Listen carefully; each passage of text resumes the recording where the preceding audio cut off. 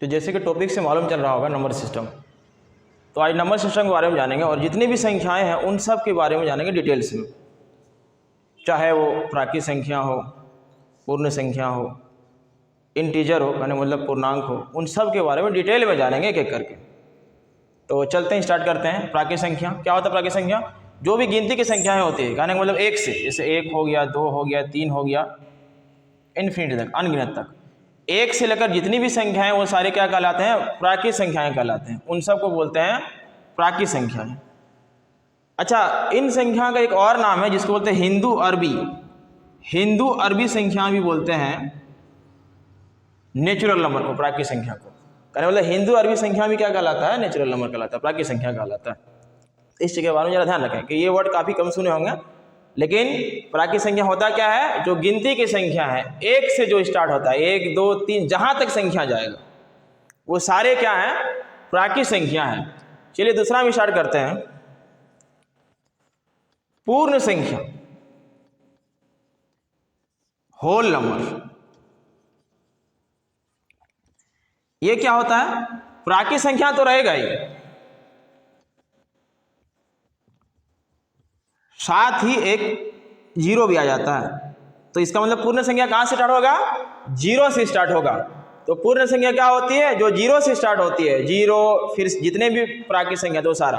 तो कहने का मतलब एक प्राकृत पूर्ण संख्या में क्या हो गया? प्राकृत संख्या के साथ साथ एक जीरो भी ऐड हो जाएगा, उसको बोलते हैं पूर्ण संख्या। तीसरा टॉपिक देखते हैं, पूर्णांक, इंटीजर्स बोलते हैं इसको, इंटीजर्स। इंटीजर क्या आता है उसके बारे में देख लेते हैं। मान लो एक संख्या रेखा के थ्रू समझाते हैं इसको, नंबर लाइन के थ्रू। ये 0 है, ये 1 है, ये 2 है, ये 3 है, ये 4 है।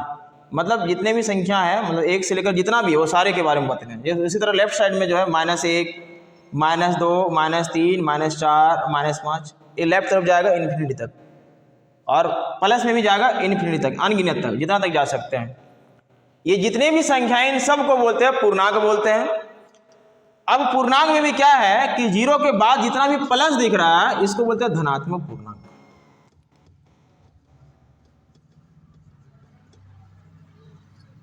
पॉजिटिव इंटीजर बोलते हैं इसको, पॉजिटिव। और जो जीरो से लेफ्ट साइड में दिख रहा है ये माइनस वाला, इसको बोलते हैं ऋणात्मक पूर्णांक। ऋणात्मक पूर्णांक, नेगेटिव इंटीजर बोलते हैं इसको। और जो जीरो होता है ये ना ही ऋणात्मक होता है और ना ही धनात्मक होता है। एक बार फिर से समझते हैं। जीरो से लेकर जितनी भी संख्याएं हैं वो जीरो भी ऐड है उसमें, और बाएं तरफ जितनी भी संख्याएं हैं, जैसे माइनस वाला, तो माइनस इन्फिनिटी तक और प्लस इन्फिनिटी तक और जीरो भी, इन सब को बोलते हैं पूर्णांक। और उसमें से जो जीरो के बाद में जो प्लस वाला है उसको बोलते हैं धनात्मक पूर्णांक। लेफ्ट वाला जो माइनस है वो सबको बोलते हैं ऋणात्मक पूर्णांक। और जीरो ना ही ऋणात्मक होता और ना ही धनात्मक होता। नेक्स्ट है सम संख्या, इवन नंबर। वैसी प्राकृत संख्या जो 2 से भाग लग जाए उसे बोलते हैं सम संख्या। एग्जाम्पल देख लेते हैं, जैसे 2, 4, 6, 8 ऐसे करके जाएगा। तो कहा मतलब जो भी प्राकृत संख्या जो 2 से भाग लग जाए उसी को बोलते हैं सम संख्या। नेक्स्ट देखते हैं विषम संख्या।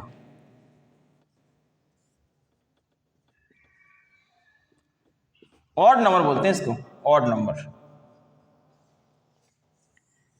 वैसी प्राकृत संख्याएं हैं जो 2 से भाग ना लगे, जो 2 से भाग ना लगे। जैसे स्टार्ट कहां से होगा? 1 से होगा, ये भी 2 से भाग नहीं लगता है, फिर 3 नहीं लगता, फिर 5, 7, 9 ऐसे करके जाएगा, ज़्यादा करके बढ़ते जाएगा। तो ये सारे क्या हैं?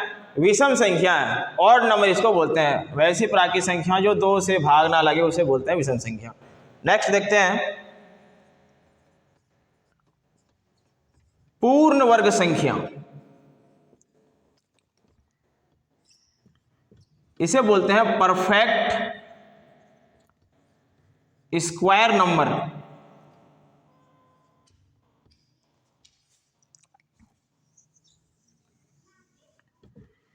अब किसे बोलते हैं परफेक्ट स्क्वायर नंबर?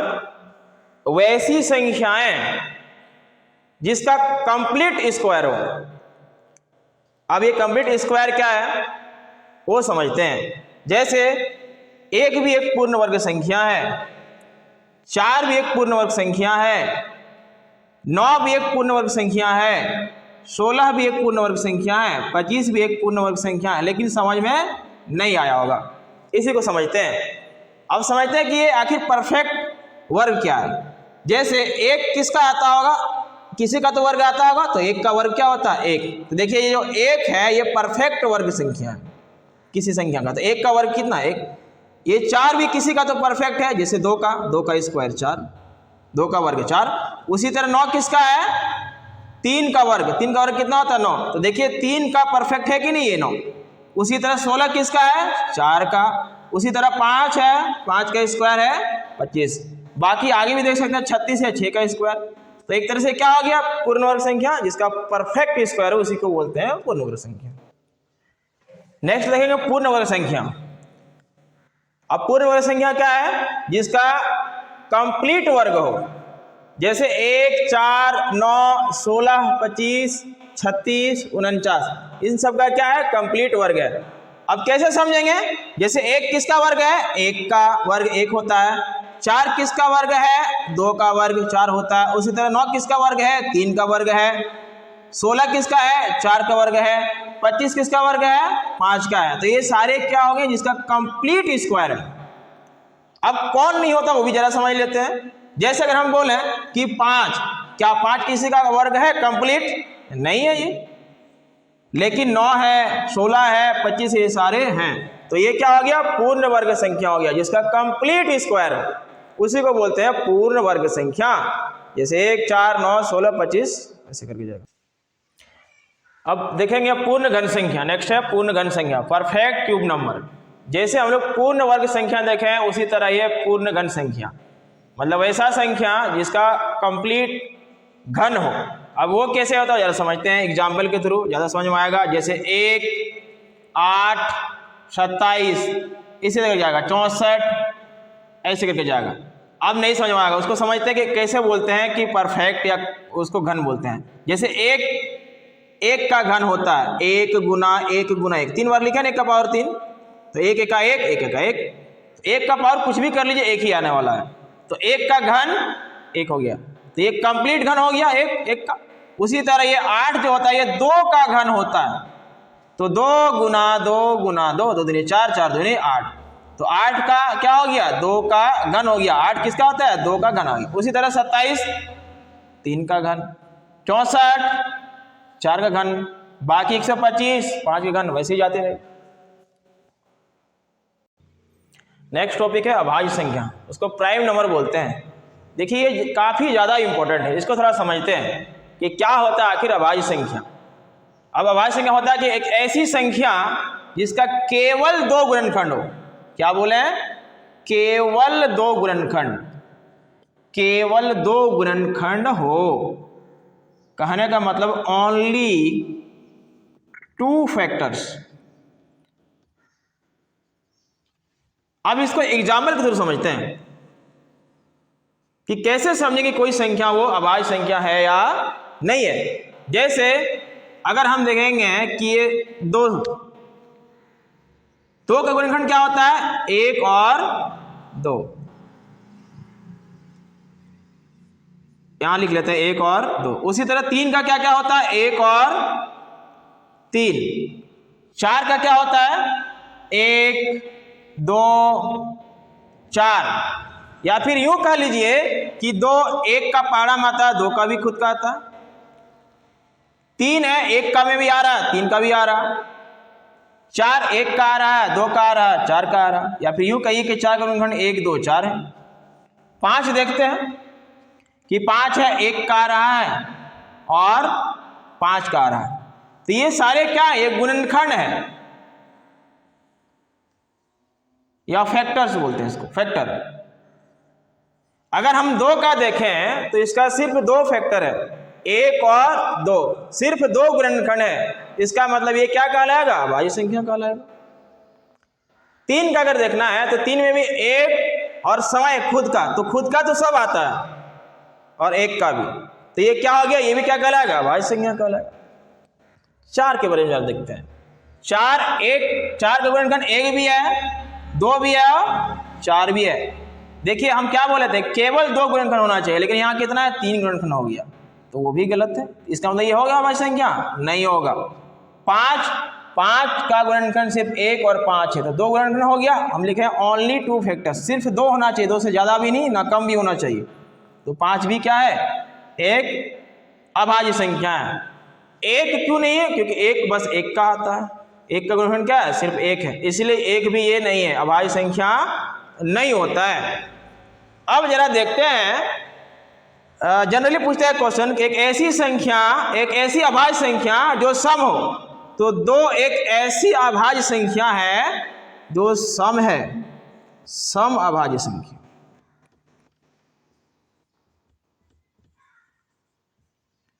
साथ ही हम इसे बोल सकते हैं कि सबसे छोटी अभाज्य संख्या। क्या बोले कि 2 क्या है? एक ऐसी संख्या जो सम अभाज्य संख्या, बाकी जितने भी अभाज्य संख्या हैं वो सम नहीं है, बाकी सब विषम है, लेकिन 2 ही एक ऐसी संख्या है जो सम भी है और अभाज्य भी है, और ये 2 ही संख्या जो है वो सबसे छोटी अभाज्य संख्या, क्योंकि 2 से ही स्टार्ट हो रहा है। तो यहां से मालूम चला कि जो अभाज्य संख्या है उसका सिर्फ 2 गुणनखंड होता है।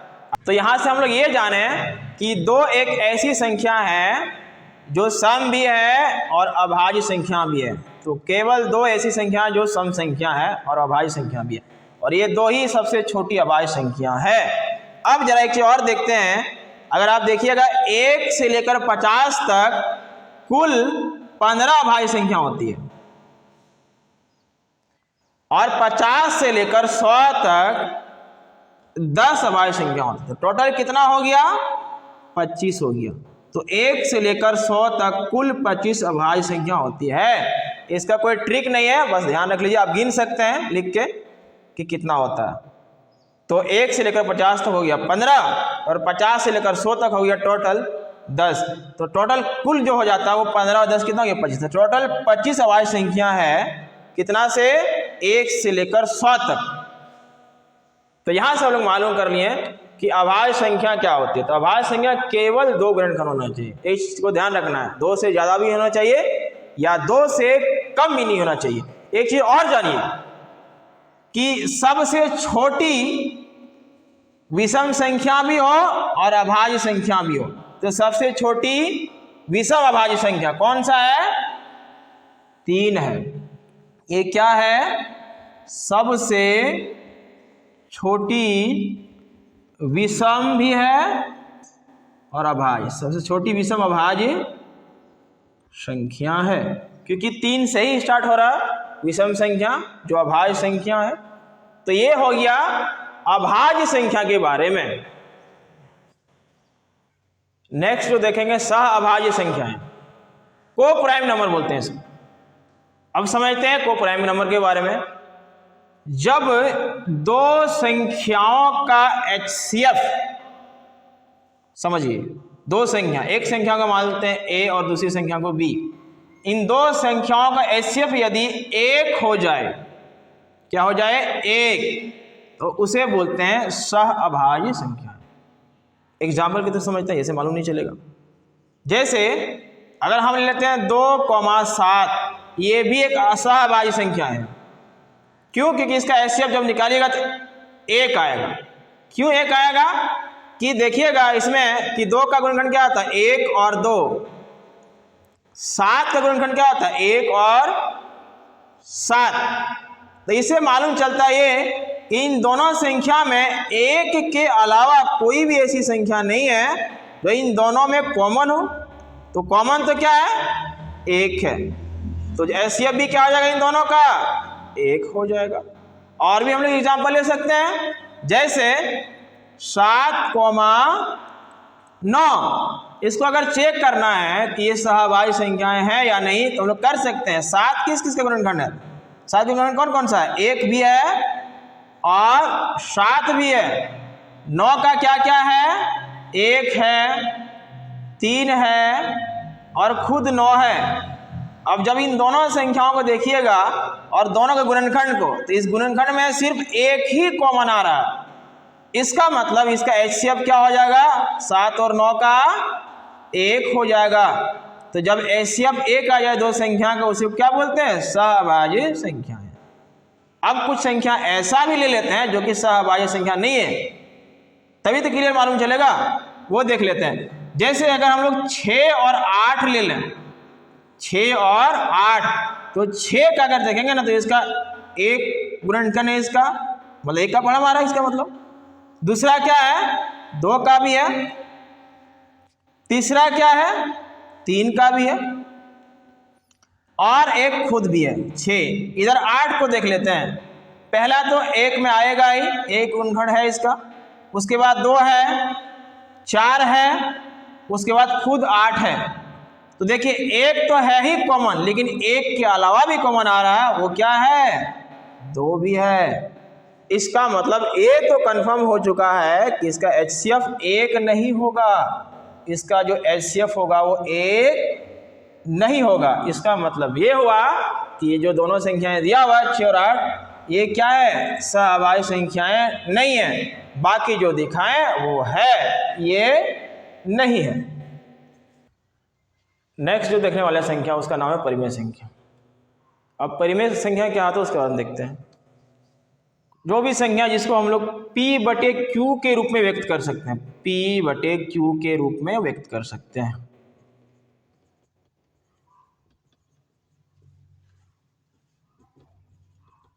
जहां Q नॉट इक्वल टू 0 होना चाहिए। आई रिपीट, जिसे P/Q के रूप में व्यक्त कर सकते हैं और जो Q होता है वो 0 नहीं होता, मतलब नीचे वाला पार्ट 0 नहीं होना चाहिए। एक चीज और ध्यान रखें, ये P और Q है क्या? ये P और Q है पूर्णांक। पूर्णांक फिर से रिपीट कर रहा हूं कि जिसे P/Q के रूप में व्यक्त कर सकते हैं। जैसे नाम से ही मालूम चल रहा, रेशियो, इंग्लिश में रेशियो, ये क्या है? अनुपात है, रेशियो है एक तरह से ये। तो कहने का मतलब P/Q के रूप में जब व्यक्त कर सकते हैं उसी को बोलते हैं परिमेय संख्या। जहां पे नीचे जो पार्ट है वो Q 0 नहीं होना चाहिए, इस चीज का ख्याल रखना है। और ये P और Q जो है ये पूर्णांक है, जो हम लोग पढ़ चुके थे। माइनस, प्लस, 0 ये सारे क्या होते हैं? पूर्णांक होते हैं, लेकिन नीचे वाला पार्ट 0 नहीं होता। उसका एग्जाम्पल देखते हैं। -2, क्योंकि -2 को -2/1 भी लिख सकते हैं। 4 ये भी है क्योंकि 4/1 लिख सकते हैं। 3/5 ये भी क्या है? परिमेय संख्या के बटे में P/Q के रूप में व्यक्त कर लिए। और देखिए नीचे 0 नहीं है। 0 ध्यान रहे, 0 भी क्या है? परिमेय संख्या। क्यों है? क्योंकि 0/1 मैंने क्या बोला कि नीचे 0 नहीं होना चाहिए। ऊपर का बात तो नहीं किया, ऊपर और नीचे तो पूर्णांक होना चाहिए, लेकिन बस नीचे जो होता है वो 0 नहीं होना चाहिए। इसमें क्योंकि ऊपर है 0 तो ये भी होगा परिमेय संख्या। और भी देख लेते हैं। -3/2, क्योंकि ऊपर भी क्या है? एक पूर्णांक है, नीचे भी एक पूर्णांक है और बटे में तो लिख ही लिए, ये भी क्या है? एक परिमेय संख्या है। और √2 के बारे में, √4 के बारे में क्या कहना है? √4 भी है, क्योंकि √4 निकल जाएगा किसमें? 2 में निकल जाएगा। 2 गुना 2 होता है ना रूट के अंदर, तो 2 निकल जाएगा। और 2 का नीचे क्या है? 1, तो देखिए 2/1 के रूप में, मतलब P/Q के रूप में व्यक्त कर लिए। तो ये भी क्या है? परिमेय संख्या है, √4। बाकी और भी बहुत संख्या है, 1/2 है, बाकी भी है etc। तो ये सब क्या है? परिमेय संख्या है, जिसे हम लोग P/Q के रूप में व्यक्त कर सकते हैं, लेकिन Q 0 नहीं होना चाहिए। और P और Q क्या है? पूर्णांक है। बाकी ये एग्जाम्पल दे दिए। बाकी अभी ये खत्म नहीं हुआ, अभी और इसके बारे में समझना है। टर्मिनेटिंग और नॉन टर्मिनेटिंग के बारे में समझना है, इसके बारे में। यहाँ से एक चीज़ और हमें मालूम चलता है कि सभी पूर्णांक परिमेय संख्या होती है। जितने भी पूर्णांक होते हैं वो सभी परिमेय संख्या भी होती है वो, क्योंकि -2 लीजिए, 0 लीजिए, 5 लीजिए, कुछ भी देख लीजिए, उन सब में क्या है, वो परिमेय संख्या होती है। अब एक चीज़ और समझते हैं, जो टर्मिनेटिंग होता है उसे भी हम लोग बोलते हैं परिमेय संख्या, और एक नॉन टर्मिनेटिंग रिकरिंग वो भी होता है परिमेय संख्या। इन दोनों के बारे में समझ लेते हैं कि क्या होता है आखिर। जैसे 1/2, 1/2, 1/2 अगर भाग करेंगे तो ये 0.5 में खत्म हो जाएगा, टर्मिनेट हो गया, अब ये आगे नहीं जाने वाला, तो ये भी क्या है, परिमेय संख्या है। उसी तरह 1/4 अगर इसको डिवाइड कीजिएगा तो 0.25 आएगा, आगे कुछ नहीं आने वाला, तो ये टर्मिनेट हो गया, अब रुक गया यहाँ पे। उसके बाद समझते हैं नॉन टर्मिनेटिंग रिकरिंग। अभी नॉन टर्मिनेटिंग रिकरिंग क्या, उसके बारे में समझ लेते हैं। जैसे अगर एक क्वेश्चन लेते हैं 1/3, अगर इसको डिवाइड करेंगे तो 0.3333 आते जाएगा, तो ये देखिए नॉन टर्मिनेटिंग, मतलब ये खत्म नहीं हो रहा, जा ही रहा है। लेकिन एक चीज और है, यहाँ पे गौर कीजिएगा, तो रिकरिंग, रिकरिंग लिखे हैं। ये रिकरिंग क्या है, रिकरिंग का मतलब होता है रिपीटेशन, बार बार आ रहा, तो ये 3 क्या आ रहा, बार बार आ रहा। भले ही टर्मिनेटिंग नहीं है, खत्म नहीं हो रहा, लेकिन एक ही चीज बार बार आ रहा है, तो इसको बोलते हैं नॉन टर्मिनेटिंग रिकरिंग। इसको हम लोग ऐसे भी लिख सकते हैं 0.3 क्या हो रहा है, रिपीट, क्या है, रिकरिंग, 3 हो रहा है, तो 3 के ऊपर बार लगा देंगे, तो इसका मतलब भी यही हो गया। एक और देख लेते हैं 3/11, अगर इसको भाग दीजिएगा तो आएगा 0.2727 करके डॉटेड। तो यहां से मालूम क्या चल रहा है कि ये टर्मिनेट नहीं हो रहा है, ये जा ही रहा है, ये कभी खत्म नहीं होगा, लेकिन क्या हो रहा है कि रिपीट हो रहा है 27272727। तो ये क्या हो गया कि नॉन टर्मिनेटिंग बट क्या है, रिकरिंग भी है। तो इसको हम लोग ऐसे लिख सकते हैं 0.27, और किस में रिपीट हो रहा है, रिकरिंग किस में है, 2727 पे, तो 27 पर हम लोग बार लिख सकते हैं, तो इसको हम लोग ऐसे लिख सकते हैं। तो यहां से हम लोग मालूम कर रही है कि टर्मिनेटिंग और नॉन टर्मिनेटिंग रिकरिंग क्या होता है। नेक्स्ट देखेंगे अपरिमेय संख्या, इरेशनल नंबर। अब ये इरेशनल नंबर क्या होता है, अपोजिट ऑफ रेशनल नंबर। कहने का मतलब ये है कि परिमेय संख्या का अपोजिट होता है। मतलब ये हुआ कि जिसे P/Q के रूप में व्यक्त नहीं कर सकते हैं, उसका एग्जाम्पल देख लेते हैं। अब इसको समझने के लिए क्या है, जो भी संख्या जो रूट से बाहर ना निकलता है, एक पूर्णांक के साथ, दशमलव की बात नहीं कर रहा हूँ, दशमलव में तो निकल ही जाएगा, तो अगर कोई भी संख्या अगर पूर्णांक लेके बाहर निकलता है तो वो होता है परिमेय संख्या, लेकिन जो नहीं निकलता उसको बोलते हैं अपरिमेय संख्या। यहाँ पे √2 नहीं निकलेगा, √3 नहीं निकलेगा, √5 नहीं निकलेगा, 2 + √3। अब किसी अपरिमेय संख्या में परिमेय संख्या को ऐड करेंगे फिर भी वो अपरिमेय ही संख्या होगा, क्योंकि रूट से ये कोई पूर्णांक लेके नहीं निकलेगा, दशमलव लेके निकलेगा। उसी तरह ये भी डिवाइड किए हैं अपरिमेय संख्या, तो ये पूरा भी क्या हो जाएगा, अपरिमेय संख्या होगा। अच्छा, पाई भी क्या होता है, एक अपरिमेय संख्या होता है। पाई भी क्या है, एक अपरिमेय संख्या है। उसके बाद एक चीज और जानते हैं, आखिर पाई क्यों अपरिमेय संख्या है उसके बारे में देखेंगे, लेकिन उससे पहले देख लेते हैं कि नॉन टर्मिनेटिंग और नॉन रिकरिंग के बारे में।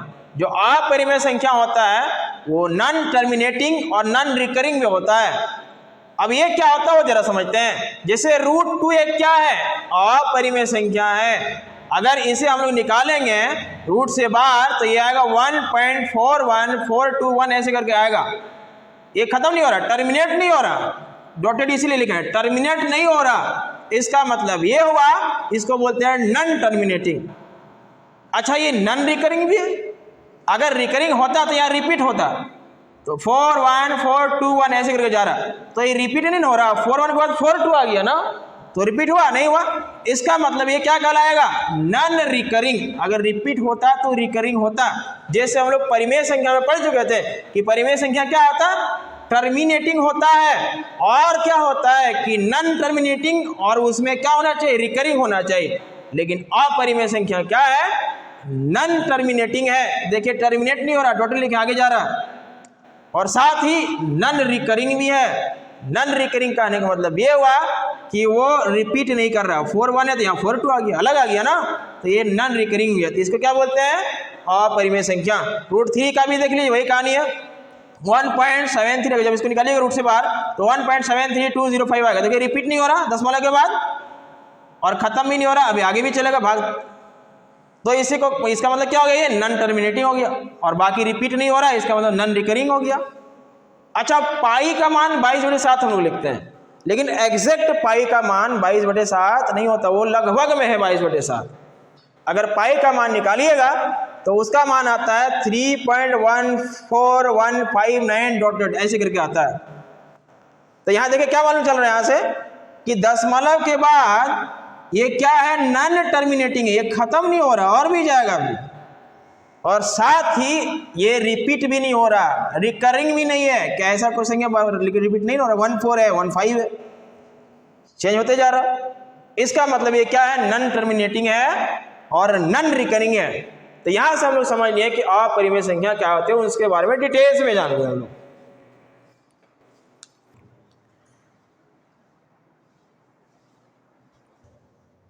अगली संख्या जो देखेंगे वो है वास्तविक संख्या। इससे पहले जितनी भी संख्याएं हम लोग पढ़े वो सारे हैं वास्तविक संख्याएं। मतलब ये हुआ कि रेशनल मतलब परिमेय संख्याएं और इरेशनल मतलब अपरिमेय संख्या, इन सब का कलेक्शन है वास्तविक संख्या। इससे पहले हम लोगों ने जितनी भी संख्याएं पढ़े वो सारी क्या है, वास्तविक संख्याएं हैं। मतलब रेशनल और इरेशनल का कलेक्शन है।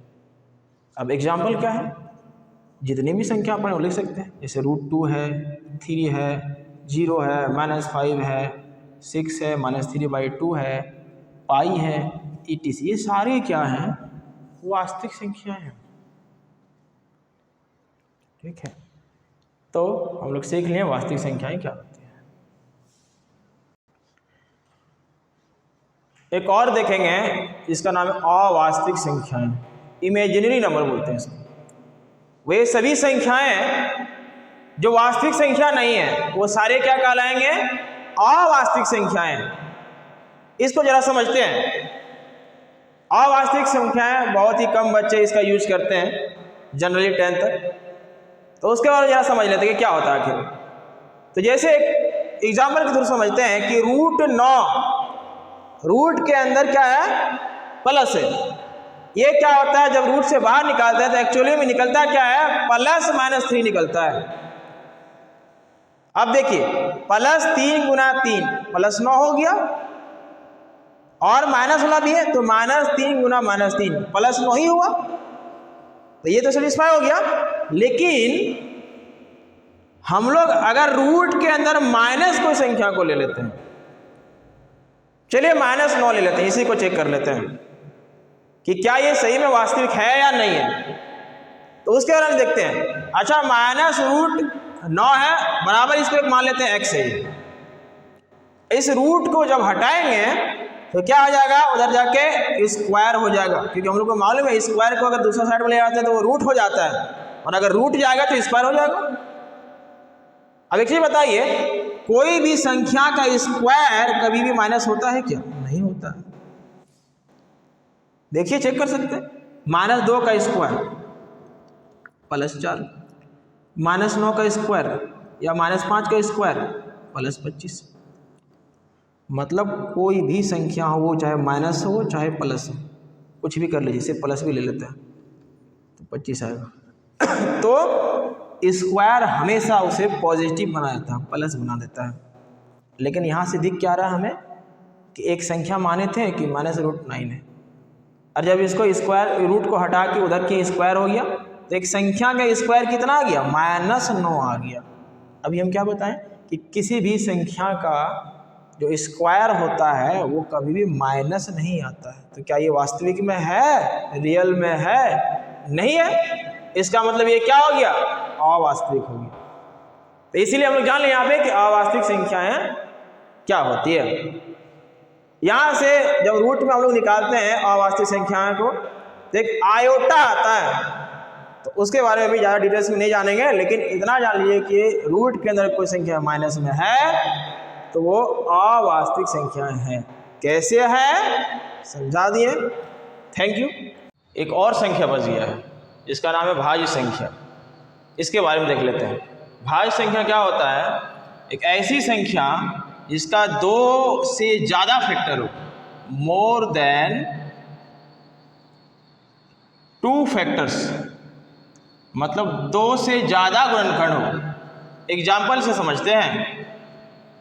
4 का गुणनखंड क्या क्या है? 1 है, 2 है, 4 भी है। तो ये 2 से ज़्यादा है, 1 2 3 हो गया, 3 फैक्टर्स हो गया, 3 गुणनखंड हो गया। 6 के बारे में क्या करना है? जैसे 1 है, 2 है, 3 है, 6 है, 2 से ज़्यादा है। उसके बाद 8 भी है, 1 2 भी है इसका गुणनखंड, 4 भी है और 8 भी है। तो देखिए इन सब में क्या है? सब 2 से ज़्यादा गुणनखंड है, मोर देन 2 फैक्टर। उसी को बोलते हैं भाज्य संख्या, कंपोजिट नंबर बोलते हैं उसको। अब जरा देखते हैं चीज और। अब 2 चीज हम लोग पढ़े हैं, अभाज्य संख्या और भाज्य संख्या के बारे में। अभाज्य संख्या के बारे में ये बोले थे कि जिसका सिर्फ 2 गुणनखंड हो, एग्जैक्टली 2 फैक्टर्स कहने का मतलब, 2 से ज़्यादा भी नहीं, 2 से कम भी नहीं। अब भाज्य संख्या के बारे में क्या कहना है? इसके बारे में हम लोग जो देखें, वो 2 से ज़्यादा फैक्टर्स होना चाहिए, 2 से कम भी नहीं, 2 से ज़्यादा। वो 3 भी हो सकता है, 4 भी हो सकता है। लेकिन एक ऐसी संख्या है जो ना ही अभाज्य संख्या है और ना ही भाज्य संख्या। तो एक ऐसी संख्या है जो दोनों ही नहीं है, ना ही अभाज्य संख्या है ना ही भाज्य संख्या, क्योंकि इसका एक ही फैक्टर है, ये खुद ही है। तो हम लोग जान लिए सभी नंबर के बारे में, नंबर सिस्टम में डिटेल में जान लिए। आप लोग देखिए और शेयर भी कीजिए और सब्सक्राइब भी कीजिए ताकि वीडियो पहुंचे आप लोगों तक। Thank you.